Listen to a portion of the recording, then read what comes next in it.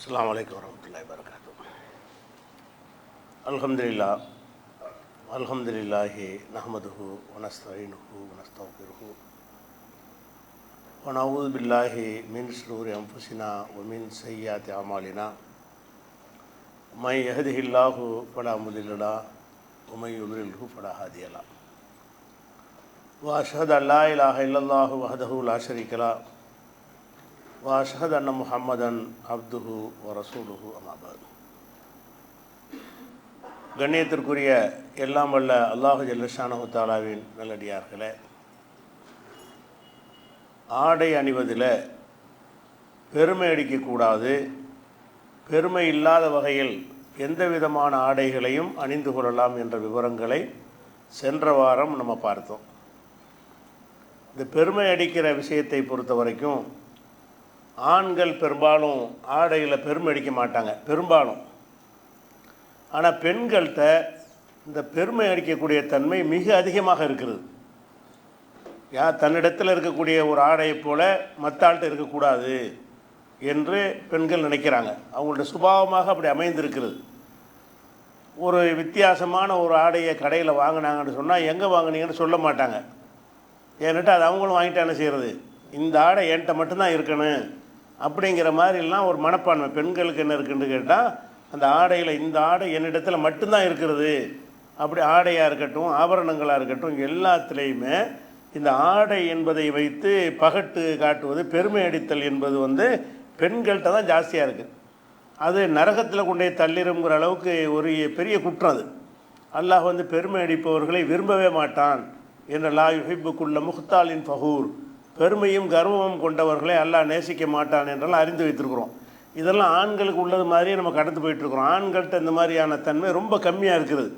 பெண்களை பொறுத்த வரைக்கும் இந்த பெருமைக்காக வேண்டி அவங்க என்ன செய்ய எந்த அளவுக்கு பெருமையாக இருக்கிறாங்கன்னு கேட்டால், ஒரு நாளைக்கு அணிந்த ஒரு ஆடையை அடுத்த நாளைக்கு அணிகிறதில்லை. எங்களுடைய பீரோல் முழுவதும் 365 சேலை வச்சுருக்கிறேன், ஒரு நாளைக்கு ஒன்று அப்படி எல்லாம் அதை பெருமை அடிக்கக்கூடிய ஒரு ஆடை தேவைக்கு உள்ளது தானே. அப்படி இல்லாமல் என்ன செய்கிறாங்கன்னு கேட்டால், அந்த ஆடை நேற்று அணிந்த ஆடையை மறுபடியும் அணிகிறது இல்லை, பெருமை போயிடுமா. வித்தியாசமாக நான் ஆடை வச்சுருக்கிறேன்னு எல்லாருக்கும் தெரியணும், என்னிடத்தில் நகை அதிகமாக இருக்குன்னு தெரியணும் என்ற ஒரு எண்ணம் பெண்கள்கிட்ட ஜாஸ்தியாக இருக்கிறது. ஆனால் முஸ்லீம் பெண்கள்கிட்ட ரொம்ப கம்மியாக இருந்தால் கூட பொதுவாக பெண்கள்கிட்ட இந்த தன்மை இருக்கிறது. சில முஸ்லீம்கள்ட்டையும் இருக்கிறது. அப்போ அவங்க அணிந்தது போன்ற ஆடையை மற்றவர்களுக்கு சொல்ல மாட்டார்கள், எங்கே வாங்கணுன்னு கூட சொல்ல மாட்டார்கள். ஒரு நல்ல டெய்லர் கடையில் ஒரு தச்சு கொடுத்தாங்கன்னு வைங்க, எங்கே தச்சுன்னு கேட்டால் சொல்ல மாட்டாங்க பெண்கள் மத்தியில். ஏன்னா நம்ம தச்ச இடத்துல போய் இவங்க தச்சுட்டா என்ன செய்கிறது அப்படிங்கிற அளவுக்கு என்ன செய்கிறாங்கன்னா, தனக்கு இருக்கிற மாதிரி வேறு ஒருத்தருக்கு இருக்கக்கூடாதுங்கிற ஒரு தன்மை, ஒரு நோய் மாதிரி. இந்த பெருமையில் என்ன உங்களுக்கு நன்மை இருக்குன்னு தெரியல, இதனால் எந்த ஒரு 10 பைசாவுக்கு பிரயோஜனம் கிடையாது. ஆனால் பெண்கள் என்ன செய்கிறாங்கன்னா, அந்த ஆடையில் பெருமை அடிக்கிறதன் காரணமாகத்தான் அதிகமான குடும்பங்கள் ஆண்கள் சந்தியில் நிற்கிற காரணமாக இருக்குது. பெருமைக்காக வேண்டி என்ன செய்கிறாங்கன்னு கேட்டால், நிறைய செலவெடுத்து விடுறாங்க. அவனுடைய வருமானத்துக்கு தக்கவாறு தான் கணவனிடமிருந்து எதுவும் வாங்கி கொடுக்க முடியும். இவங்க பெருமைக்காக வேண்டி யாரையாவது பார்த்துட்டாங்கன்னா அதே மாதிரி எனக்கு வேணும், இதே மாதிரி எனக்கு வேணும் என்று கேட்டு அவனை டார்ச்சர் பண்ணி, அவனுக்கு முடியலைன்னா கடனை வாங்கி வட்டிக்கு வாங்கி பல விதங்களில் ஆண்கள் கடனாளிகளாக ஆவதற்கு கூட என்ன காரணமாக இருக்குன்னு கேட்டால், பெண்கள் இந்த ஆடை ஆபரணங்கள் விஷயத்தில் காட்டுற பெருமை தான். இந்த பெருமைக்காக வேண்டி நம்ம நகை வாங்கி வேணும், ஆடை வாங்கி வேணும்னா சக்திக்கு உட்பட்டு தானே ஒரு மனுஷன் வாழணும். ஒவ்வொரு மனிதனும் என்ன செய்யணும்னா அவனுடைய வருமானம் சக்திக்கு ஏற்றவாறு தான் வாழணும். இவனும் என்ன செய்கிறான்னா, அது அறிவுரை சொல்கிறதுக்கு பதிலாக கடனை வாங்கிய சக்தி இருந்தால் மனைவிக்கு என்னென்ன வாங்கி கொடுக்கலாம். இவனும் என்ன செய்கிறான்னு கேட்டால், மனைவி கேட்டாங்களுக்காக வேண்டி கடனை வாங்கி இதை வாங்கி வட்டிக்கெல்லாம் வாங்கி எல்லாம் செஞ்சு கடைசியில் கட்ட முடியாத ஒரு நிலைமை, சிரமம், நிம்மதியற்ற ஒரு நிலை. 2 பேரும் சேர்ந்துக்கிட்டு நிம்மதி இல்லாமல் போயிடுவாங்க. தற்கொலை வரைக்கெல்லாம் போயிடுறாங்க. நிறைய பேரை பார்க்குறோம். அந்த கடன் எல்லை மீறின கடன். இந்த எல்லை மீறின கடனுக்கு பிரதானமான காரணம் என்னென்னு கேட்டால், பெண்களுடைய அந்த பகட்டு வாழ்க்கை தான். பகட்டை விரும்பக்கூடாது. நீங்கள் என்ன பகட்டு விரும்பினாலும் கணவனுக்கு மத்தியில் நீங்கள் அலங்காரமாக இருக்கிறதுக்கு தான் உங்களுக்கு அனுமதி இருக்கிறது. நீங்கள் இந்த ஆடை அணிந்து ஊர் உலகத்துக்கு காட்டுறீங்க. ஒருத்தன் பார்த்து நல்ல ஆடைன்னு சொல்கிறேன், உங்களுக்கு என்ன அதில் பெருமை இருக்கிறது? ஒன்றும் கிடையாது. அப்போ வகை வகையான ஆடைகள் அணிந்து கணவனுக்கு காட்டுவதற்கு பதிலாக என்ன நினைக்கிறாங்கன்னு கேட்டால், நம்மளை பார்த்து எல்லோரும் என்ன செய்யணும், இவங்க மாதிரி ஆடை யார்ட்டையும் இல்லை, இவங்க கட்டிக்கிற சேலை யார்ட்டையுமே கிடையாது, இவங்க போட்டுக்கிற நெக்லஸ் உலகத்தில் யார்ட்டையுமே இல்லை அப்படிங்கிற மாதிரி நம்மளை பார்த்து என்ன செய்யணும், அடுத்தவங்க புகழணும் என்று இந்த புகழுக்கும் பெருமைக்கும் ஆசைப்படக்கூடிய தன்மை ஆண்களை விட 100 மடங்கு பெண்கள்கிட்ட ஜாஸ்தியாக இருக்குது. இது பல நோய்களை உண்டாகும். இதனால் என்ன ஆகுதுன்னு கேட்டால் பேராசை ஏற்பட்டு நிம்மதியற்ற நிலைமை ஏற்பட்டு அடுத்தவனை நினச்சே வாழ்கிறது ஒரு வாழ்க்கையா. நம்மள்கிட்ட என்ன இருக்குது அதை கொண்டு வாழ்கிறதுக்கு பதிலாக இந்த பெருமை வந்த பிறகு என்ன செய்கிறாங்கன்னு கேட்டால் அடுத்தவன்கிட்ட இருக்கிற மாதிரி நம்மள்கிட்ட இல்லைன்னு சொன்னால் அதை நினச்சி ஏங்குறாங்க, அதை நினச்சி கவலைப்படுறாங்க. அவங்க வீட்டில் மட்டும் பெருசாக நெக்லஸ் வாங்கி கொடுத்துருக்குறாங்க கணவர், எனக்கு ஏன் தரலன்னா இப்படி வாழ்வது இஸ்லாத்தில் உள்ளதா? நம்மள்கிட்ட என்ன இருக்குதோ அதை கொண்டு தானே வாழணும். அப்போ இந்த பெருமை அடித்தவர்களுக்கு கண்டனம் சொல்கிற விஷயங்கள் எல்லாமே ஆண்களை விட பெண்களுக்கு ரொம்ப பொருந்துகிறது. அதை மற்றவனை அப்படி தானே சொல்கிறாங்க. ரசூலுல்லாஹ்ட்ட பெருமைன்னா என்னென்னு கேட்குறாங்க. ஆடை அழகாக இருக்கிறது பெருமையா, செருப்பு அழகாக இருக்கிறது பெருமையான்னு கேட்கும் பொழுது ரசூலுல்லாஹ் அது பெருமை இல்லை, ஆனால் மற்றவர்களை மட்டம் தட்டுவது பெருமை. இதில் மட்டம் தட்டுறாங்களா இல்லையா? இவங்களுடைய ஒவ்வொரு அங்கு அசைவுகள் ஒவ்வொரு பொருள் பயன்பாட்டுவதில் என்ன இருக்கேன், அதில் உள்ளுக்குள் மனசு பூரா நிறைஞ்சிருக்கு. என்னது, நம்ம தான் அங்கே டாப்பில் இருக்கிறோம், நமக்கு நிகராக யாரும் இந்த இல்லை அப்படிங்கிற மாதிரியான எண்ணத்தோடே வாழ்க்கையை போட்டாங்கன்னு சொன்னால் இவங்க பெரிய பாவம் செய்யலை, பெரிய குற்றம்லாம் செய்யலை, ஆனால் பெரிய குற்றம் இது அவங்களுக்கு தெரியலை. திருடிட்டோம் என்ன நம்ம என்ன தப்பு செஞ்சுட்டோம் அப்படின்னு நினைக்கிறாங்க. இதுதான் பெரிய தப்பு. கிபுரு தான் பெரிய தப்பு. கிபுருனா பெருமை, அகந்தை, ஆணவம். இது பயங்கரமாக அல்லாஹ்வுக்கு பிடிக்காத ஒரு தப்பை தவறு இல்லாத மாதிரி சும்மா ஜாலியாகவும் என்ன செய்கிறாங்க, அதை பெருமையாக சொல்கிறாங்க. சில நிகழ்ச்சிகளில் ஷோக்கள் நடத்துகிறாங்க டிவியில், அதில் உட்காந்து பெருமையாகவே இதெல்லாம் பேசுகிறாங்க. பேசும்போது என்ன செய்கிறாங்க, பெண்கள் இல்லை என்கிட்ட இருக்கிற மாதிரி யார்கிட்ட இருந்தால் எனக்கு பிடிக்காது, இப்படியெல்லாம் அது ஒரு பெருமையாக சொல்லக்கூடிய ஒரு காட்சியை பார்க்குறோம்.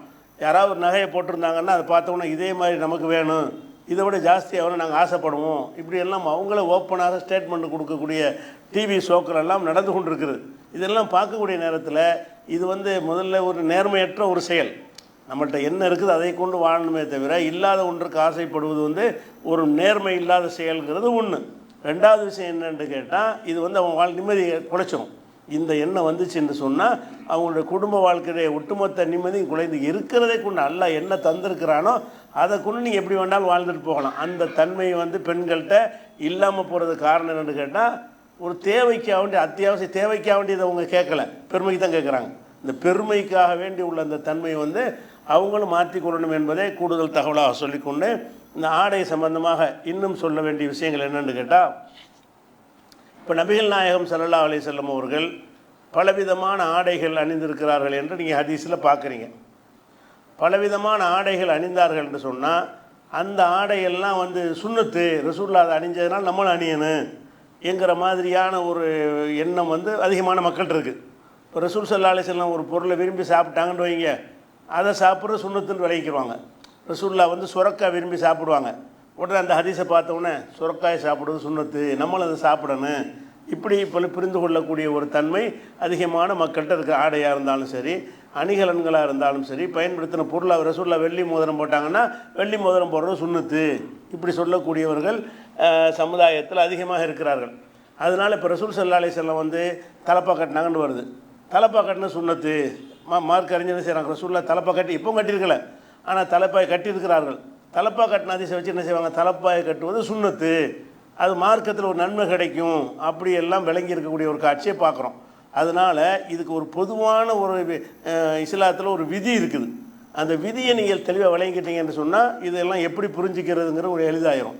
என்ன விதி என்று கேட்டால், நபிகள் நாயகம் ஸல்லல்லாஹு அலைஹி வஸல்லம் அவங்களுடைய செயல்களை 2 வகையாக இஸ்லாம் பிரிக்குது. நபி என்கிற முறையில் அவங்க செஞ்சது, நபின்னு இல்லாமல் மனிதராக அவங்க செஞ்சது. நபிங்கிற முறையில் செஞ்சதெல்லாம் வஹீயில் வரக்கூடியது, அல்லாஹ்விலிருந்து வஹி வழிகாட்டுதல் செஞ்சாங்கன்னு சொன்னால் அது நபி என்ற முறையில் செஞ்சார்கள் அர்த்தம். நபிங்கிற முறை இல்லாமல் ஊர் வழக்கப்படி சிலது செஞ்சுருப்பாங்க. அதை வித்தியாசப்படுத்தி நம்ம என்ன செய்யணும், அறிஞ்சிடணும். ஊர் வழக்கப்படி செஞ்ச எந்த ஒன்றும் மார்க்கத்தில் சேராது. இப்போ நபிகள் நாயகம் ஸல்லல்லாஹு அலைஹி வஸல்லம் வஹீயில் இப்போ தொழுகையெல்லாம் இதில் உள்ளது, வஹீயில் உள்ளது. அப்போ தொழுகை செஞ்சாங்கன்னா அது அப்படியே நம்ம ஃபாலோ பண்ணணும். அவங்க ஒட்டகத்தில் ஏறி போனாங்க, அது வஹீயில் உள்ளதா? அது வஹீ இல்லை. இறை தூதருங்கிற முறையில் ஒட்டகத்தில் போனாங்க இல்லை. ஏன்னா இறை தூதர் ஆகுறதுக்கு முன்னாடி போனாங்க, 40 வயசுக்கு முன்னாடி ஒட்டகத்தில் போயிருக்கிறாங்க. நபிகள் நாயகம் ஸல்லல்லாஹு அலைஹி வஸல்லம் மட்டும் போல எதிரிகள் தான் போனான். அது அந்த ஊர் வழக்கம்ங்கிறது எப்படி பிரித்து பார்க்கணும், இவங்க நபியானதுக்கு பிறகு தான் இதை செஞ்சாங்களா, அதுக்கு முந்தையும் செஞ்சாங்களா, இவங்க செஞ்ச மாதிரி வேறு மக்களும் செஞ்சாங்களா, இவங்க மட்டும் தான் செஞ்சாங்களா, இதை வச்சு நம்ம என்ன விளங்கிக்கலான்னு கேட்டால் இது நபிங்கிற முறையில் செஞ்சது இல்லை, அவங்க நபியை ஆவாட்டாலும் ஒட்டகத்தில் தானே போயிருப்பாங்க. நபியை நியமிக்கப்படலைன்னு வைங்க, கோதுமை ரொட்டி தான் சாப்பிடுவாங்க. ஏன் அதான் அங்கே கிடைக்கும். அந்த ஊரில் என்ன வழக்கமோ கோதுமை ரொட்டி ரசூல்லா சாப்பிட்ருக்கிறார்கள், அதனால் கோதுமை ரொட்டி சாப்பிட்ற சுன்னத்துன்னு சொல்லக்கூடாது. கோதுமை ரொட்டி சாப்பிட்ற காரணம் வந்து அதான் அங்கே கிடைச்சதுங்கனால. இப்போ நம்ம காலத்தில் இங்கே இருந்தால் பிரியாணி கூட சாப்பிட்ருப்பாங்க. நம்ம இருக்கிற பகுதியில் அவங்க இருந்தாங்கன்னு சொன்னால் நம்ம சாப்பிட்ற உணவை அவங்க சாப்பிட்ருப்பாங்க. அப்போ உணவு சாப்பிடுவதை வந்து வகையில் வந்து இதை சாப்பிடுங்க, இது நல்லது என்று அல்லாஹ் சொல்லி அவங்க செஞ்சாங்கன்றா தான் அது மார்க்கமாகும். அப்படி இல்லாமல் நபிகள் நாயகம் ஸல்லல்லாஹு அலைஹி வஸல்லம் அவர்கள் அவங்க விருப்பத்தின் அடிப்படையில், தனிப்பட்ட விருப்பத்தின் அடிப்படையில் ஒரு ஆடையவோ ஒரு உணவையோ ஒரு பொருளையோ விரும்பி இருந்தார்கள் என்று சொன்னால் அதுக்கு மார்க்கத்துக்கு சம்பந்தம் கிடையாது. அது அனுமதிக்கப்பட்டது என்கிற அளவில் மட்டும்தான் அது வருமே தவிர அதை சுன்னத்து என்று சொல்வதோ அதனால் நன்மை கிடைக்கும் என்று சொல்வதோ இஸ்லாத்தில் கிடையாது. இதை விளங்கி கொள்வதாக இருந்தால் இந்த அடிப்படையை நீங்கள் ஆழமாக வச்சுக்கிட்டா தான் ஏமாற்ற முடியாது. ரசூலுல்லாஹ் தலப்பா கட்டினாங்கன்னு வச்சுருவோம், தலப்பா சுன்னத்துன்னு கட்டினாங்களா, ஊர் வழக்கத்தில் கட்டினாங்களா? காஃபிர்லாம் கட்டினாங்க. உதாரணம், தலப்பா வந்து அன்றைய காஃபிர்களும் தலப்பா முக்கியமான நிகழ்ச்சிகள் வரும்போது முக்கியமான பெரும்பவர்கள் தலப்பா கட்டிகிட்டு இருப்பாங்க. அப்போ தலப்பா கட்டுவது வந்து அந்த ஊருடைய வழக்கத்தில் உள்ளது தானே தவிர அது மார்க்கத்தில் உள்ளது கிடையாது. ஏன்னு கேட்டால் நபி அவருக்கு முந்தியும் கட்டினாங்க, நபிகள் நாயகத்துக்கு எதிரிகளும் கட்டினாங்க. நபி அவருக்கு முன்னாடி தலப்பா கட்டியிருக்கிறாங்க, எதிரிகளும் கட்டியிருக்கிறார்களே. அப்போ என்ன வகியில் சொன்னது அல்ல இது. அப்போ இப்படி வந்து இந்த வகி அல்ல என்று ரெண்டாக பிரித்து பார்க்காத காரணத்தினால்தான் இந்த எதை எடுத்தாலும் சுன்னத்து என்று சொல்லி என்ன செய்கிறாங்க, குழம்பி கொண்டிருக்கிறார்கள். இது நபிக்கு மாத்திரம் இல்லைங்க, ஒவ்வொரு மனுஷனுக்குமே இந்த மாதிரியான ரெண்டு நிலை இருக்கத்தானே செய்யுது. அவன் ஒரு பொறுப்பில் இருப்பான், இந்த பொறுப்பில் உள்ளங்கிற ஒரு காரணத்துக்காக வேண்டி சில காரியத்தை செய்வான், பர்சனலாக சில காரியத்தை செய்வான். நம்ம அதை பிரித்து என்ன செய்வோம், ஒரு முதலமைச்சர் இருக்காருன்னு வைங்க, முதலமைச்சர் பொண்டாட்டி பிள்ளைலாம் கூட்டிகிட்டு ஊட்டிக்கு போகிறார், டூர் போகிறாருன்னு வைங்க, இது முதலமைச்சருக்கு முறையில் போனார், அவர் முதலமைச்சர் தான். அந்த டூர் எதுக்கு போனார், அவர் குடும்பத்தோடு ஜாலியாக இருக்கிறதுக்காக போயிருக்கிறார். அதே முதலமைச்சர் ஊட்டியில் ஒரு மேம்பாலத்தை திறந்து வைக்க போகிறான்னு வைங்க, எதுக்கு போகிறார், அவர் முதலமைச்சராக போகிறார். ஊட்டிக்கு வந்து ஒரு முதலமைச்சர் போகிறாரு, ஒரு தடவை போகிறாரு, பாலத்தை திறந்து வைக்க போகிறாரு. அப்போ பர்சனலாக போகிறது, அரசாங்கத்தின் சார்பாக கட்டப்பட்ட ஒரு பாலத்தை முதல்வர் திறந்து வைக்கணும் என்பதற்காக வேண்டி போய் திறக்கிறார். அப்போ அடுத்த வாரம் ஊட்டிக்கு போகிறார், பொண்டாட்டிலாம் கூட்டிகிட்டு போய் ஊட்டியை சுற்றி பார்த்துட்டு வருவோமேன்னு போகிறார். ரெண்டுமே ஒரே பிரயாணம் தான். ஆனால் ஒன்று தான் முதல்வர் என்று செஞ்சது, இன்னொன்று வந்து மனிதர் என்ற முறையில் செஞ்சது. அந்த முதல்வராக இல்லாட்டாலும் அவர் செய்வார், அவருக்கு ஆசைப்பட்டார் என்ன செய்வார், முதல்வருங்கிற அந்தஸ்து இருக்க வேண்டிய அவசியம் கிடையாது. அப்போ நான் எந்த ஒரு மனிதனுக்கு, முதல்வருக்கு மட்டும் இல்லை, எங்களுக்கு உங்களுக்கு எல்லாத்துக்குமே இருக்குது. தனிப்பட்ட ஒரு மனிதனுங்கிற முறையில் செய்ய வேண்டியது, ஒரு பொறுப்பில் இருக்கிறோம்ல அந்த பொறுப்புக்காக செய்ய வேண்டியது சிலது இருக்கும்.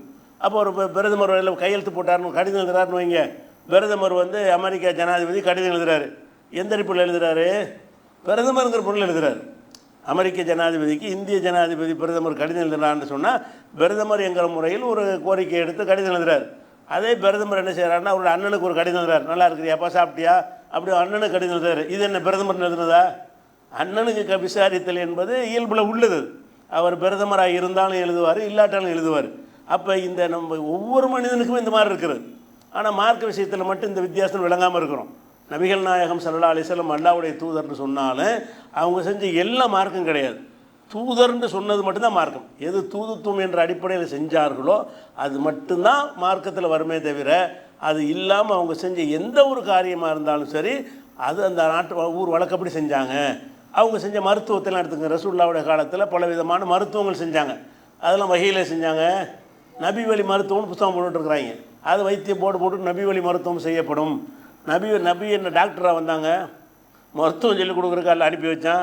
அவங்க மறுமையில் வெற்றி பெறுற வழியை சொல்ல வந்தாங்க. அந்த நேரத்தில் நோயினுடைய வந்து செஞ்சோன்னா அந்த ஊரில் என்ன வழக்கம் இருக்கிறதோ அந்த மருந்தை செய்வாங்க. அந்த ஊரில் வந்து எந்த நோய்க்கு எந்த மருந்தை மக்கள் பயன்படுத்துகிறாங்களோ அந்த மருந்து அவங்களும் பயன்படுத்துவாங்க. உடனே இது நபி வழி மருத்துவம் அப்படின்னு இந்த காலத்தில் இருந்தால் ஆப்ரேஷன் பண்ணுவாங்க, அந்த காலத்தில் இருந்தால் என்ன செய்வாங்க, லேகியத்தை சாப்பிடுவாங்க. அவங்க வாழ்கிற காலத்துக்கு தக்கவாறு இந்த மருத்துவத்தை செய்வாங்க. அப்போ இந்த மாதிரி நபிகள் நாயகம் செஞ்ச மருத்துவம், அவங்க சாப்பிட்ட உடை, உணவு, அந்த மாதிரியான அவங்க பயன்படுத்திய பொருட்கள், இதுகளெல்லாம் என்ன செய்கிறாங்க, மார்க்கத்தோடு முடிச்சு போடுறாங்க. அவர் நபியாருக்கு முன்னாடி தான் செய்யத்தானே செஞ்சாங்க. இவங்க செஞ்ச வைத்தியத்தை காஃபிரும் செஞ்சாங்க. நபிகள் நாயகம் ஸல்லல்லாஹு அலைஹி வஸல்லம் அவர்கள் எந்த வைத்தியத்தை செஞ்சாங்களோ அதே வைத்தியத்தை அன்றைக்கு உள்ள காஃபிரும் செஞ்சாங்க. நம்ம கிராமத்தில் நாட்டு வைத்தியம் பண்ணுவோமா இல்லையா, முஸ்லீம் இந்துண்டா பண்ணுறோம், எல்லோரும் பண்ணுவாங்க. ஒரு வைத்தியம்னா இந்த இதுக்கு தலைவலி இதை போடுங்க, வைத்த வலினா இதை குடிங்கன்னு சொல்லுவாங்க. அப்போ இதை கேட்டு என்ன செய்வாங்கன்னா முஸ்லீம் செய்வான், இந்துவும் செய்வான், யார் வேணாலும் செய்வார்கள். அப்போ இது வந்து நபிகள் நாயகம் ஸல்லல்லாஹு அலைஹி வஸல்லம் செஞ்சார்கள் வந்த உடனே வஹீயில் போய் என்ன செய்யக்கூடாது, கணக்கு பண்ணிடக்கூடாது. இதில் வந்து ரசூல் ஸல்லல்லாஹு அலைஹி வஸல்லம் வந்து நமக்கு தெளிவாக அதை விளக்கவும் செய்கிறாங்க. எப்படி விளக்குறாங்கன்னு கேட்டால், மதீனாவுக்கு வர்றாங்க. ரசூல் ஸல்லல்லாஹு அலைஹி வஸல்லம் ஹிஜ்ரத் பண்ணி மதீனாவுக்கு வர்றாங்க. மதீனாவில் பெரும்பாலும் பேரிச்ச மரத்தில் வச்சு விவசாயம் பண்ணக்கூடியவர்கள். மக்காவில் உள்ளவங்கள்லாம் வியாபாரிகள். மக்காவில் இருக்கிறவங்களாம் என்ன செய்வாங்கன்னா, வியாபார சந்தைக்கு சாமான் வாங்கிட்டு போகிறது, கொண்டாந்து விற்கிறது, அந்த மாதிரியான வியாபாரத்தில் ஈடுபட்டவர்கள் மக்காவில் உள்ளவங்கனால அவங்க அந்த விவசாயத்தில் அதிகமாக அவங்க ஈடுபாடு இல்லாதவங்களாம் மக்காவாசிகள் இருந்தாங்க. மதீனாவாசிகளுடைய முழுக்க முழுக்க வருமானம் என்னன்னு கேட்டால், பேரிச்சம் பழங்களை உற்பத்தி பண்ணுறது தான். பேரிச்சை திராட்சை தோட்டம் வச்சுருப்பாங்க, அதுலேருந்து உற்பத்தி ஆகி அறுவடை செஞ்சு அதை வச்சு வாழ்வாதாரத்தை ஓட்டிகிட்டு இருந்தாங்க. இது மதீனாவாசிகளுடைய ஒரு பழக்கம். அப்போ நபிகள் நாயகம் ஸல்லல்லாஹு அலைஹி வஸல்லம் அவர்கள் மதீனாவுக்கு வந்த உடனே ஒரு பேரிச்சை மரத்தில் என்ன செய்கிறாங்கன்னு கேட்டால், ஆண் மரம் பெண் மரம்னு இருக்கும், பெண் பால்ண்டு அதை ரெண்டையும் இணைச்சி மகரந்த சேர்க்கை மாங்கல்ல, அந்த மாதிரியான ஒரு சேர்க்கை ஒட்டு மாங்கல்ல, அந்த ஒட்டு அடிப்படையில் என்ன செய்கிறாங்கன்னா அந்த மரத்தில் விவசாயம் பண்ணுறாங்க. அந்த ஒட்டு மூலமாக என்ன செய்யணும்னு கேட்டால் வித்தியாசமான பலன்கள் நமக்கு கிடைக்கும். ஒரு புளிக்கிற மரத்தையும் இனிக்கிற மரத்தையும் சேர்த்து கட் பண்ணி ஜாயின் பண்ணாங்கன்னு வைங்களேன், ரெண்டுக்கு மத்தியில் உள்ள ஒரு சுவையில் அந்த கனி வரும். புளிப்புலையும் சேராது, இனிப்புலையும் சேராது, ஒரு இன்புளிப்பாக கிடைக்கும். இப்படி அந்த மாதிரி கிராஸ் பண்ணி செய்யக்கூடிய ஒரு தன்மை அந்த காலத்தில் அந்த மக்கள் செய்கிறாங்க. ரசூல் அதை பார்க்குறாங்க. என்ன செஞ்சுட்டு இருக்கிறீங்க? அவங்க பார்க்குறாங்க, வியப்பாக இருக்கிறது. அவங்க ஊரில் அதை பார்க்கல. அவங்க ஊர் மக்கள் இந்த மாதிரி விவசாயம் பண்ணி பார்க்காத காரணத்தினால இது இந்த மரத்துக்கு போய்கிட்டு ஆண் மரம் பெண் மரம்னு விட்டு என்ன செஞ்சிட்ருக்குறாங்கன்னு சொல்லி இது என்னப்பான்னு கேட்குறாங்க. இது சொல்கிறாங்க, இது நாங்கள் விவசாயத்துக்கு செய்கிறோம், இது நல்லா தெரியல, விட்டுருங்க அப்படிங்கிறாங்க. இது என்னத்துக்கு இதை போட்டு செய்கிறீன்னு சொன்ன உடனே மக்கள் விட்டுடுறாங்க. அந்த வேலையை விட்டுட்டு சும்மா இயல்பாக முளைக்கிறபடி முளைக்கட்டும், விளையிறபடி விளையட்டும்னு விட்டுட்டாங்க. விட்டால் அது மகசூல் வரக்கூடிய உற்பத்தி வரக்கூடிய காலத்தில் பார்த்தா உற்பத்தி குறைஞ்சி போச்சு. மகசூல் நிறைய என்ன செய்யலை, உற்பத்தி ஆகலை. எப்பவும் கிடைக்கிறத விட கம்மியாக தான் பேரிச்சம்பழம் உற்பத்தி ஆகுது. ஏன்னா அந்த மெத்தடை தவற விட்டதுனால, விவசாயத்துடைய அந்த மெத்தடை தவற விட்டதுனால அது மகசூல் ரொம்ப கம்மியாக போச்சு. அப்போ ரசூல் என்ன செய்கிறாங்கன்னா, பிறகு ஒருக்கா வர்றாங்க, அந்த தோட்டத்தின் பக்கம் வர்றாங்க, தோப்புகளின் பக்கம் வர்றாங்க. கேட்குறாங்க, என்னங்க பேரிச்சு இப்படி கிடக்குது, நிறைய பேர் கொப்பும் குலையுமா காய்ச்சி கிடக்குமே, இந்த மாதிரி கம்மியாக கிடக்குது, உற்பத்தி இது குறைவாயிடுச்சுன்னு ரசூல் என்ன செய்கிறாங்க கேட்குறாங்க. மாலி நகலிக்கும், எதுக்காக வேண்டி உங்களுடைய பேரிச்சம்பழம் இந்த மாதிரி ஆயிடுச்சு அப்படின்னு சொல்கிறாங்க. அப்போ என்ன செய்கிறாங்கன்னா, மக்கள் என்ன செய்கிறாங்கன்னா, நீங்கள் தானங்க சொன்னீங்க, நாங்கள் ஒரு மெத்தடில் விவசாயம் பண்ணிகிட்டு இருந்தோம், அது வேணான்ட்டீங்க, நாங்கள் விட்டுட்டோம், இப்போ அதனுடைய விளைவு இதாகிடுச்சின்னு சொல்லி அவங்க பதில் சொல்கிறாங்க. அப்போ ரசூல் என்ன செய்கிறாங்கன்னு கேட்டால், இன்கான என்பாகும் தாலிக்க ஃபுல் எசனவு, இல்லை நீங்கள் இதை செய்கிறத செஞ்சுக்கிறங்க, நான் என்ன வகையில் சொன்னேன், என் பார்வைக்கு என்ன செய்யலை, நான் பார்க்காத ஒரு விஷயமா இருந்துச்சு, இதெல்லாம் என்னத்துக்கு செய்கிறேன்னு நான் கேட்டேன், இதெல்லாம் என்னத்துக்கு செய்கிறேன்னு கேட்டது நான் வகையில் சொல்லலை, ஒரு மனிதன் என்ற முறையில் எனக்கு இது நல்ல முறையாக படவில்லை, அதனால் சொல்லிட்டேன். இன்னமா லனத்து லன்னா, நான் சும்மா ஒரு அபிப்பிராயமாக தானே சொன்னேன், ஃபலா துவாஹிதுனி பில் லன்னி, அபிப்பிராயமாக சொன்னதெல்லாம் எடுத்துக்கிட்டு என்கிட்ட கேள்வி கேட்டுறாதீங்க, உங்களால் தான் ஏற்பட்டுச்சு, நான் மார்க்கு கட்டளை அவங்களுக்கு போட்டேன், இந்த விவசாயத்தில் இப்படிலாம் பண்ணுறது நல்லா தெரியலேன்னு சொல்லியிருக்கிறாங்க. அவங்க பார்க்காத ஒரு விஷயத்தை அப்படி தான் நம்ம சொல்லுவோம். நம்ம பார்க்காத ஒரு விஷயம் நடந்துச்சுன்னு சொன்னால் இது தேவையற்ற விஷயம் நம்ம சொல்லுவோம். பார்த்து அறிந்த விஷயமா இருந்தால் அதை அக்செப்ட் பண்ணிட்டு போயிடுவோம். அப்போ ரசூல் ஸல்லல்லாஹு அலைஹி வஸல்லம் ஒரு பார்க்காத ஒரு விவசாயம் இது. இந்த விவசாய முறையை மக்காவில் பார்க்கலை. பார்க்காத ஒரு விஷயம் நடந்தோன்னு என்ன செய்கிறாங்கன்னா, ஆச்சரியம் அடைந்து இதெல்லாம் தேவையற்ற வேலை, என்னத்துக்கு இந்த வேலையை செஞ்சுட்டு இருக்கிறீங்க, அதுவாக முளைச்சிக்கிட்டு வந்துடும் அவங்க நினச்சிருக்கிறாங்க. தப்பாக நினச்சிருக்கிறாங்க. தப்பாக நினச்சிட்டு நம்மளா சொல்லலை, அப்படி ரசூலுல்லாஹ் சொல்கிறாங்க, நான் ஒரு ஊகமாக தானே சொன்னேன், இதுக்கு என்னை பிடிக்காதீங்கன்னு சொல்லிட்டு, ஒலாக்கின் இதா ஹத்தஸ்துக்கும் அனில்லா இஷையன், அல்லாஹ் சொன்னதாக ஒரு செய்தியை உங்களுக்கு நான் சொன்னால் ஃபஹுது பிஹி, அதை பிடித்து கொள்ளுங்கள். மார்க்கம்னு உங்களுக்கு எதாவது சொன்னேன்டா என்ன செய்யுங்க, நீங்கள் எடுத்துக்கிறங்க. ஏன்னா ஃபைன்னில நக்திப அலல்லாஹி அஸ்ஸ வஜல்ல, அல்லாஹ் பேர் நான் பொய் சொல்ல போகிறதில்ல. அல்லாஹ் சொன்னான்னு உன்னை சொன்னேனே, ஆனால் அல்லாஹ் சொன்னால் தான் நான் சொல்லுவேன், அல்லாஹ் சொல்லாமல் உங்கள்கிட்ட நான் சொல்ல மாட்டேன், அதை நீங்கள் கடைப்பிடிச்சிக்கிறங்க அப்படின்னு வேறுபடுத்தி சொல்கிறாங்க.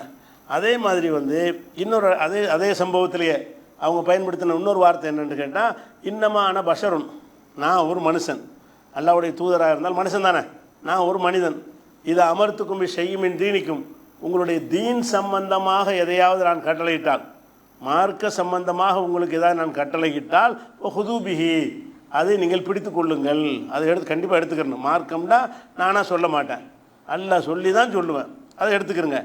இதாக அமர்த்துக்கும் செய்யுமின் ரயி, என்னுடைய சொந்த அபிப்பிராயமாக எதையாவது நான் சொன்னேனே ஆனால் ஃபைன்னமான பாஷை, நான் ஒரு மனுஷன், ஏற்றுக்கிற அவசியம் இல்லை, நானே சொல்லியிருந்தால் நீ கேட்காதேங்கிறாங்க. அதாவது நானே வஹி தொழுகை இபாதத்து திக்ரு ஃபிக்ரு ஹராமு ஹலாலு இந்த விஷயங்களை சொன்னால் கேளுங்க, அது இல்லாமல் வந்துக்கிட்டு அந்த மாதிரி விவசாயம் பண்ணுங்கள், இந்த மாதிரி வைத்தியம் பண்ணுங்கன்னு ஏதாவது சொன்னான்னா நீங்கள் யோசிச்சு பார்த்து நல்லதுன்னா பண்ணுங்கள், நல்லா இல்லாட்டி விட்டு போங்க. நீங்களாம் சிந்திச்சு பார்த்துக்கிறங்க, ஏன் சொல்ல எடுக்காதீங்கிறாங்க. எடுக்கணும்னு அவசியம் இல்லை. நல்லதுன்னு பட்டா எடுத்துக்கிறலாம், அதுக்கான சொன்னதுக்கு புறக்கணுன்னு அவசியம் கிடையாது. நல்லதுன்னு பட்டா எடுத்துக்கிறங்க, நல்லதுன்னு படலைன்னு வந்தால் விட்டுட்டு போயிருங்க. இதனால் ரசூலை மீறினாங்கலாம் வராது. ரசூலுடைய கட்டளை மீறிட்டாங்க, ரசூலை மதிக்கலை என்று வராது. ஏன்னு கேட்டால் இது ரசூலுங்கிற முறையில் சொன்ன ஒரு விஷயம் இல்லை அப்படின்னு ரசூல் ஸல்லல்லாஹு அலைஹி வஸல்லம் என்ன செய்கிறாங்கன்னா அது விளக்குறாங்க. இது வந்து முஸ்லீமில் வரக்கூடிய ஒரு ஹதீஸ். இன்னொரு இதே செய்தியில் இன்னொரு அறிவிப்பில் எப்படி வருதுன்னு கேட்டால், அன்தும் ஆலமு பி அம்ரி துன்யாக்கும், உங்களுடைய துன்யா விஷயம் உங்களுக்கு தான் நல்லா தெரியும். விவசாயம் நீங்கள் செஞ்சிட்டு இருக்கிறீங்க, நான் விவசாயி கிடையாது. அதில் உள்ள நல்லது கிட்ட உங்களுக்கு தான் நல்லா தெரியும், எனக்கு அவ்வளோ தெரியாது. அப்போ அவங்களே ஒரு விஷயத்து கருத்தை சொல்கிறாங்க. அந்த கருத்தை வந்து மக்கள் மார்க்க கட்டளைன்னு விளங்கி கொண்டு அதை அமுல்படுத்துகிறாங்க. ரிசல்ட்டு மோசமாக போச்சு. உடனே ரசூலுல்லாஹ் என்ன செய்கிறாங்க, நான் தப்பாக சொல்லிட்டேன், நான் வந்து என்னுடைய ஊகத்தில் சொன்னேன், அதை நீங்கள் பின்பற்ற தேவையில்லைங்கிறாங்க. அப்போ இதுதான் அடிப்படை. இந்த ஒரு ஹதீஸை மட்டும் மனசில் வச்சுருந்தீங்கன்னா நபிகள் நாயகம் ஸல்லல்லாஹு அலைஹி வஸல்லம் அவர்கள் செஞ்ச விஷயங்களை இப்படி நம்ம பிரித்து பார்க்கணும். எப்படி பார்க்கணும், இது வஹீயில் சொன்னார்களா, வஹீ இல்லாமல் சொன்னார்களா. இப்போ உதாரணத்துக்கு எடுத்துக்கிட்டீங்கன்னு சொன்னால், இப்போ வந்து எல்லோரும் தாடி வச்சுருக்கிறீங்க, எல்லோரும் தாடி வச்சுருக்குறோம், எல்லோரும் தலைமுடி வச்சுருக்குறோம். ரசூல் ஸல்லல்லாஹு அலைஹி வஸல்லம் அவர்கள் தலைமுடி நல்லா பெருசாக வச்சுருந்தாங்க, தாடியும் பெருசாக வச்சுருந்தாங்க. ரசூல் ஸல்லல்லாஹு அலைஹி வஸல்லம் அவர்கள் தலைமுடி தோல் பூஜ்ஜம் வரைக்கும் வரும், காது சோனை வரைக்கும் வரும் என்றெல்லாம் பெரிய அளவில் நபி ஸல்லல்லாஹு அலைஹி வஸல்லம் முடி வளர்த்துருக்குறாங்க. இந்த முடி வளர்த்ததை வந்து எந்த ஒரு மார்க் அறிஞராவது பெருசாக முடி வளர்க்குற சுன்னத்துன்னு சொல்லியிருக்காரா? தாடியும் வச்சுருக்காங்க, தலைமுடி வச்சுருக்கிறாங்க. எல்லா அறிஞர்களும் தாடியை தான் சுண்ணத்துமாங்க. எல்லா அறிஞர்கள் என்ன செய்வாங்கன்னா தாடி வைக்கிறது சுண்ணத்துமாங்க. தலைமுடியும் வச்சுருக்குறாங்க. அதே மாதிரி தாடி வச்ச மாதிரி என்ன வச்சுருக்குறாங்க, தலைமுடி வச்சுருக்காங்க, நான் ஸ்டைலாக இருக்கிறாங்க, சீவி சிங்காரிச்சிருக்கிறாங்க. அது மாதிரிலாம் ரசூலுல்லாஹ் இருந்தால் கூட தலைமுடி வைக்கிறது சுண்ணத்து என்று 72 கூட்டத்தில் யாரும் சொன்னதில்லை. நம்மளை மட்டும் 72 கூட்டத்தில் யாரும் இல்லை தலைமுடி வைப்பது சுண்ணத்துன்னு சொல்லவே இல்லை. வச்சா வச்சுட்டு போங்கிறாங்க. ரசூலுல்லாஹ் வச்சுருக்குறாங்களே, அப்போ தான் வேறுபடுத்துகிறாங்க. வச்சாங்கன்னு சொன்னால் அது வஹீல வச்சதா அல்லது அந்த ஊர் வழக்கப்படி வச்சதா, அவங்க தனிப்பட்ட விருப்பத்தில் வைத்ததான்னு கேட்டால் தனிப்பட்ட விருப்பத்தில் வைத்தது தான். அப்போ தாடி மட்டும் ஏன் வைக்கிறீங்க என்று கேட்டால், தாடிக்கு வந்து ஆர்டர் பண்ணிட்டாங்க. தாடிக்கு ரசூலுல்லாஹ் என்ன செய்கிறாங்க, நீங்கள் யூதர்களுக்கு மாறு செய்யுங்கள், அதனால் நீங்கள் தாடி வையுங்கள். மத ரீதியாக ஒரு காரணத்தை சொன்னதுனால தாடி சுண்ணத்தாகுது. இது சொல்லாமல் தாடி வச்சாங்கன்னு வைங்க, அது தாடி அவங்களுடைய எத்தனை தாடி வைப்பா, சில மீச வைப்பாங்க, இது பெரிய தாடி வைப்பா, சின்ன தாடி வைப்பா, அந்த மாதிரி போயிடுவோம். அதை அப்போ ரசூலுல்லாஹ் தாடி வச்சால் அது சுண்ணத்தாகிறது. ரசூலுல்லாஹ் தலைமுடி வளர்த்தால் அது சுண்ணத்தாகலை. எதனால் ஆகலை பிரித்து பார்க்குறோம். எப்படி வஹி இல்லை, தலைமுடி வைத்தது வந்து வஹியின் காரணமாக இல்லை. ஏன் இல்லைங்கிறோம், அப்படி வைக்க சொல்லி வலியுறுத்தலை, அவங்க வச்சாங்களே தவிர என்ன செய்யலை, எல்லோரும் தலைமுடி வைங்க, தலைமுடி வைப்பது சுண்ணத்து, அவர் காஃபிருக்கு மாறு செய்யுங்க, யூதருக்கு மாறு செய்யுங்க, இந்த மாதிரியான ஒரு கண்டிஷன்லாம் ரசூல் ஸல்லல்லாஹு அலைஹி வஸல்லம் சொல்லவே கிடையாது. அப்போ அந்த ஒரு அடிப்படையில் நீங்கள் பார்க்கும் பொழுது இந்த வித்தியாசத்தை நீங்கள் புரிஞ்சுக்கலாம். எப்படி புரிஞ்சுக்கிறேன்னு, நபி ஸல்லல்லாஹு அலைஹி வஸல்லம் அவர் செஞ்சதில் வந்து அவங்க உலக காரியத்தை ஏதாவது செஞ்சு வாயினால் ஒரு ஆர்டர் பண்ணிட்டாங்கன்னு வைங்க, அது சுண்ணத்தில் வந்துடும். உலக விஷயந்தான், சாதாரண உலக விஷயந்தான். மார்க்க ரீதியாக ஒரு கட்டளையாக சொன்னாங்கன்னு வைங்க, இதை சாப்பிட்டால் மறுமையில் இது கிடைக்கும், மறுமையில் சம்மந்தப்பட்டது என்னது, அது வஹி, மறுமையோடு தொடர்புபடுத்தி இவ்வளோ சவாபு கிடைக்கும், அந்த மாதிரியா சொன்னார்களே, அது தண்டனை கிடைக்கும், இந்த மாதிரி நீங்கள் செய்யவில்லை என்று சொன்னால் உங்களுக்கு தண்டனை கிடைக்கும் அப்படியெல்லாம் சொன்னார்களே, ஆனால் அது வஹியில் தான் சொல்ல முடியும். தண்டனை மறுமையை சம்மந்தப்படுத்தி எதை பேசினாலும் அது உலக வழக்கத்தில் வராது, நபிங்கிற முறையில் தான் அதை சொல்கிறாங்க. அப்போ நபிகள் நாயகம் ஸல்லல்லாஹு அலைஹி வஸல்லமுடைய எல்லா விதமான செயல்பாடுகளையும் வஹி என்றும் வஹி அல்லாது என்றும் பிரிக்க வேண்டும். அவங்க பர்சனலாக செஞ்சது என்றும் இறை தூதர் என்ற முறையில் செஞ்சது என்றும் என்ன செய்யணும், பிரிக்க வேண்டும். பர்சனலாக எதாவது செஞ்சிருந்தார்களே ஆனால் அதை பின்பற்ற தப்பு கிடையாது, கட்டாயம் கிடையாது. நீங்கள் ரசூலுல்லாஹ் பர்சனலாக செஞ்சதை நீங்கள் என்ன செய்யலாம், நீங்கள் என்ன செய்கிறதா செய்யலாம். அது சட்டமா, அது சுன்னத்தா, அது சிறப்பான சிறப்பு கிடையாது. சிறப்பு அதை விட சிறப்பு கூட அந்த காலத்தில் இல்லாத ஒரு சிறப்பு இந்த காலத்தில் வரலாம். அதை விட்டு அதை விட சிறந்தன்னு ரசூலுல்லாஹ் குடிசையில் வசித்தாங்க. நீங்கள் ஹதீஸ் படிச்சிருக்கிறீங்க. எந்த ஒரு மார்க்க பயான்லையாவது எல்லாம் குடிசையில் வசிங்கன்னாரா சொன்னாங்களா? குடிசையில் தான் வசிப்பது சுன்னத்து. மஸ்ஜித் நபி குடிசை தானே, ரசூலுல்லாஹ் தொழுத மஸ்ஜித் நபி குடிசை, அந்த குடிசையில் தான் கடைசி வரைக்கும் தொழுதாங்க. ஒரு தட்டு பந்தல் தான் போடப்பட்டிருக்கும். அப்போ அந்த ஹதீஸை வைத்துக்கொண்டு நபி ஸல்லல்லாஹு அலைஹி வஸல்லம் அவர்கள் வாழ்நாள் முழுவதும் ஒரு தடவை கூட இந்த மாதிரி காங்கிரீட் கட்டடத்தில் பள்ளிவாசல் அமைக்கலை, குடிசையெல்லாம் தொழுதார்கள். இது அது நிஜம்தான் அது. ஆனால் எந்த ஒரு ஆலிமாவது உங்கள்கிட்ட அப்படி பயன் பண்ணியிருக்காங்களா பள்ளிவாசல் என்றால்? அப்போ இப்போ இந்த பள்ளிவாசல் கட்டும்போது தடுக்கணுமே, ஹராம்னு சொத்தாக கொடுத்தாங்களா? பள்ளிவாசல் கட்டுவதாக இருந்தால் கட்டவெல்லாம் செய்யாதீங்க, ஒரு தட்டுப்பந்தலை போடுங்க, அதில் நீங்கள் பள்ளிவாசல் வச்சுக்கிறங்க, ரசூலில் அப்படி தான் வச்சாங்கன்னு சொன்னீங்களா அல்லது வேறு அதுக்கு தேவைன்னு பண்ணுறீங்களா? அப்போ என்ன விளங்குறோம்? குடிசையில் இருந்தாங்கன்னா அன்னைக்கு உள்ள மெத்தட் அவ்வளவுதான், அன்னைக்கு உள்ள பொருளாதார வசதிக்கு அன்னைக்கு உள்ள சூழ்நிலைக்கு அதுதான். அப்போ இந்த காங்கிரீட் இதெல்லாம் இல்லை, கிடைக்கல. அப்போ என்ன கிடைக்கிறதோ அதை கொண்டு ஒரு வேலையை செஞ்சாங்களே தவிர அது வகையினால் செய்யலை. ஏன்னு கேட்டால் இந்த தட்டுப்பந்தல் போட்டது பள்ளியாசலுக்கு மட்டுமா ரசூலுல்லாஹ் போட்டாங்க? காபிர்களும் அவனுடைய கோயிலுக்கு அப்படி தான் போட்டிருப்பான், அவனுடைய வீடுகள் அப்படி தான் கட்டியிருப்பான், முஸ்லீமும் அப்படி தான் செஞ்சாங்க, முஸ்லீம் அல்லாத தான் செஞ்சாங்க. அந்த அந்த மெட்டீரியலை பயன்படுத்தி தான் கூரை அமைத்தார்கள் எல்லாரும். பள்ளிவாசலுக்கு மாத்திரம் அந்த கூரை அமைக்கலை, வீடுகளுக்கு அதை தான் அமைச்சார்கள், அவர்கள் அதை தான் அமைச்சார்கள். முஸ்லீம் அல்லாதவர்கள் அதை தான் செஞ்சாங்க. ரசூலுல்லாஹ் நபி ஆகிறதுக்கு முன்னாடியும் வீடுகள் இப்படி தான் இருந்துச்சு. அப்போ அதை எப்படி வழங்கணும்னு கேட்டால் ரசூல் ஸல்லல்லாஹு அலைஹி வஸல்லம் காலத்தில் இருந்ததை சுன்னத்தை ஆக்கிறாது, எல்லாத்தையும் சுன்னத்தை ஆக்கிடக்கூடாது. அது விளங்கி தான் வச்சுருக்கிறாங்க. விளங்கி வைக்க போய் தானே இந்த பள்ளிவாசலுக்கு யாராவது பயன் பண்ணியிருக்காங்களா? நீங்கள் கேட்டிருக்கீங்களா? நாம் தப்பாக இப்போ செய்து கொண்டிருக்கிறோம், பள்ளிவாசலை கட்டி கொண்டிருக்கிறீர்கள், இனிமேல் புதுசாக கட்டக்கூடிய பள்ளிவாசல் வசூல்லாம் கொடுக்காதீங்க, குடிசையை போட சொல்லுங்கன்னு யாராவது பயன் பண்ணியிருக்காங்களா? பயன் பண்ணலை. அவங்களுக்கு விளங்குது பள்ளிவாசல் அது வேறு இது, அது வகையில் செஞ்சது இல்லைன்னு விளங்குதா இல்லையா? பள்ளிவாசல் அல்லாஹ்வுடைய ஆலயமாக இருந்தாலும் அது வகையில் செஞ்சது அல்ல. பள்ளிவாசலுங்க அந்த கான்செப்ட் தான் வகி. பள்ளிவாசலுடைய மெட்டீரியல் எப்படி இருக்குனுங்கிறது வகி கிடையாது. அதுக்கு ஒவ்வொரு காலத்தில் என்ன கிடைக்கும், இரும்பில் கட்டுவாங்க, சிமெண்ட்டில் கட்டுவாங்க, மண்ணில் கட்டுவாங்க, கூரையில் கட்டுவாங்க, எதை வேணா ஒரு தார்பாயை போட்டு கூட கட்டிக்கிடுவாங்க. வசதியை பொறுத்து செய்யக்கூடிய ஒரு காரியம். இந்த ஒரு வேறுபாட்டை நம்ம என்ன செய்யணும்னு கேட்டால் விளங்கி வைத்து கொள்ள வேண்டும் அப்படிங்கிறத சொல்லி இன்ஷா அல்லாஹ் இன்னும் ஆடை சம்பந்தமாக இந்த அடிப்படை சம்பந்தமாக அறிந்து கொள்ள வேண்டிய விஷயங்கள் நிறைய இருக்கிறது. இன்ஷா அல்லாஹ் அதை அடுத்தடுத்த வாரம் பார்க்கலாம்.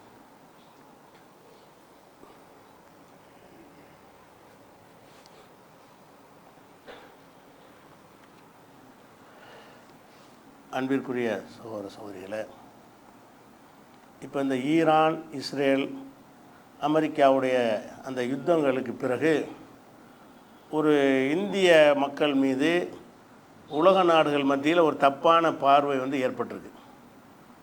எதனால் ஏற்பட்டிருக்குன்னு சொன்னால், அந்த இஸ்ரேலுடைய உளவாளிகளுக்கு துணை செஞ்ச ஆட்களில் இந்தியாவிலேருந்து வேலை செய்ய போகிறாங்கல்ல, அவங்க நிறைய இருக்கிறாங்க. இந்தியாவிலேருந்து சம்பாதிக்கிறதுக்கு ஈரானுக்கு போயிட்டாங்க. அவன் வேலை கொடுத்துருக்குறான், அவன் அதிக காசு தர்றாங்கங்கிறக்கா என்ன செய்கிறதுன்னு கேட்டால் அவனோட தொடர்பு வச்சுக்கிட்டு அந்த உளவாளிகளுக்கு இந்த நாட்டுடைய ரகசியங்களை எல்லாம் எடுத்து கொடுக்கக்கூடிய எல்லா நாட்டுக்கிறத செஞ்சுருக்கிறான். அதில் இந்தியர்களும் அதில் இருந்து கைது செய்யப்படுறாங்க. நம்ம ஒரு இடத்துக்கு சம்பாதிக்க போனோம்னு சொன்னால் அதில் அங்கே நேர்மையாக இருக்கணுமா இல்லையா? நம்ம எங்கே உழைக்கிறதுக்கு போகிறோமோ அங்கே போய் நேர்மையாக இருக்கணும். ஏற்கனவே இதே மாதிரி தான் கத்தாரில் ஒரு 3 அதிகாரிகள் போய் அந்த நாட்டு ரகசியத்தை எல்லாம் காட்டி கொடுத்தார்கள்ங்கிற ஒரு வகையில் ஏற்கனவே 3 பேருக்கு மரண தண்டனைலாம் கொடுத்தாங்க. அப்புறம் இந்தியா தலையிட்டு பேச்சுவார்த்தை நடத்தி கூட்டிகிட்டு வந்தாங்கன்ற பார்க்குறோம். அப்போ அந்த மாதிரியான ஒரு அடிப்படையில் இந்த சம்பவத்துக்கு பிறகு என்ன வருதுன்னு கேட்டால் இந்தியாவுக்கு நம்பக்கூடாது. இப்படி ஒரு எண்ணம் வந்தால் நமக்கு வேலை வாய்ப்பு கிடைக்குமா? இந்தியாவை நம்பக்கூடாதுன்னா அது எல்லாரையும் தானே பாதிக்காது. இந்தியானா இந்தியா பாஸ்போர்ட் எடுத்து வந்தால் நம்ப முடியாதவங்கள காட்டி கொடுத்துருவாங்க என்கிற ஒரு பேர் எடுக்கிற மாதிரி இருக்கக்கூடாது. அதனால் இப்போ இந்த உதாரணமாக சபஹாஸ்னு ஒரு துறைமுகம் இருக்குது ஈரானில். அந்த துறைமுகத்தை ஈரான் இந்தியாவுக்கு குத்தகை கொடுத்துருக்குறாங்க. ஈரானுக்கு சொந்தமான ஒரு துறைமுகம். அதில் நீங்கள் அங்கேருந்து இறக்குமதி ஏற்றுமதிலாம் செஞ்சுக்கிறங்க, அதுக்கு ஒரு வாடகை அப்படி செய்வாங்க. சில நாடுகள் என்ன செய்வாங்க, அவங்களுக்கு சொந்தமான இப்போ இஸ்ரேலில் உள்ள துறைமுகத்தை கூட நம்ம நாட்டு அதானி தான் எடுத்திருக்காரு. இஸ்ரேலில் ஒரு துறைமுகம் இருக்கா இல்லையா, அந்த துறைமுகம் யார் எடுத்திருக்காங்கன்னா நம்ம நாட்டில் உள்ள அதானியத்தை கொடுத்துருக்குறாங்க. அது ஒரு பணத்தை வாங்கிட்டு என்ன செய்வாங்க, நிர்வாகம் பண்ணிக்கிறங்கன்னு கொடுக்குற வழக்கம். அந்த மாதிரி இந்த சபஹாஸுங்கிற ஈரானுடைய துறைமுகம் இந்தியாவில் இருந்தது. அதை நேற்று அறிவிச்சிருக்காங்க. இது அந்த நாட்டுக்கு எதிரான வேலையை செய்வதற்கு அதை பயன்படுத்துகிறாங்க. அந்த துறைமுகத்தில் அவங்க கண்ட்ரோலில் கொடுத்தோன்னா நிறைய ஆட்களை வேலைக்கு சேர்ப்பாங்க, பலர் வரப்போ இருப்பாங்கன்னு சொல்லும் பொழுது அந்த ஒரு வசதியை பயன்படுத்தி கொண்டு நாட்டுக்கு எதிரான வேலைகளை செய்கிற காரணத்தினால் அதை நாங்கள் பரிசீலனை பண்ணி எடுக்க போகிறோம், கைவசப்படுத்த போகிறோம்.